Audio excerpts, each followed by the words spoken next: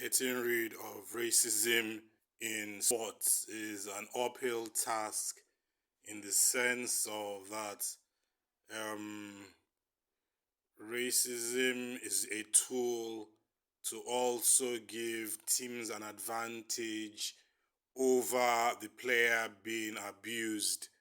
Like you saw in Saudi Arabia during the match where Messi's name was being called to infuriate Cristiano Ronaldo, and Cristiano Ronaldo reacted and got a suspension.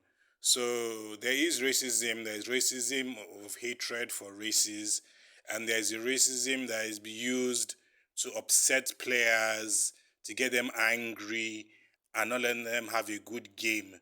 So racism is like a tool to upset players and let them underperform. So, as we saw in the Cristiano Ronaldo scenario, it can also be a tool to frustrate players. That wasn't racism, that was just using what he took personal to frustrate him. So, one of the best ways to tackle racism in sports is to make sure penalties are served when due. Penalties and fines are served when due. It's very important and critical so people understand they're punished.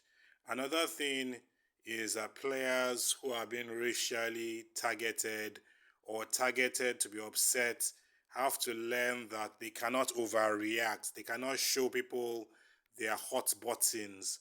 If they show people their hot buttons or what gets them upset, they will be targeted for more abuse, whether it's just mocking or laughing.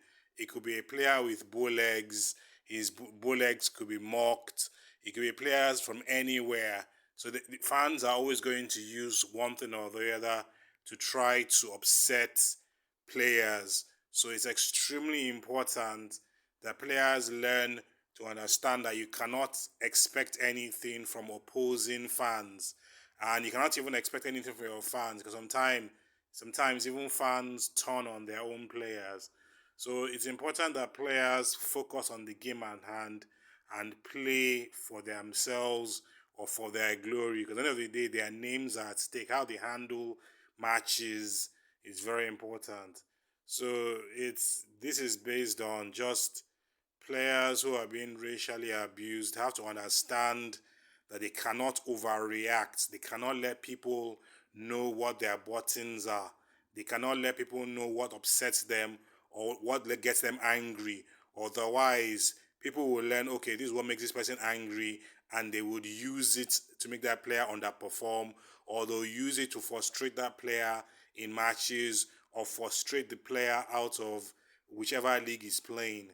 So this is why it's important to really be focused on what you're doing, and not look for external support from opposing fans, because opposing fans support their own team. They're not going to support you. They want to win, and they're going to do whatever it takes and play foul games to upset you so they can win.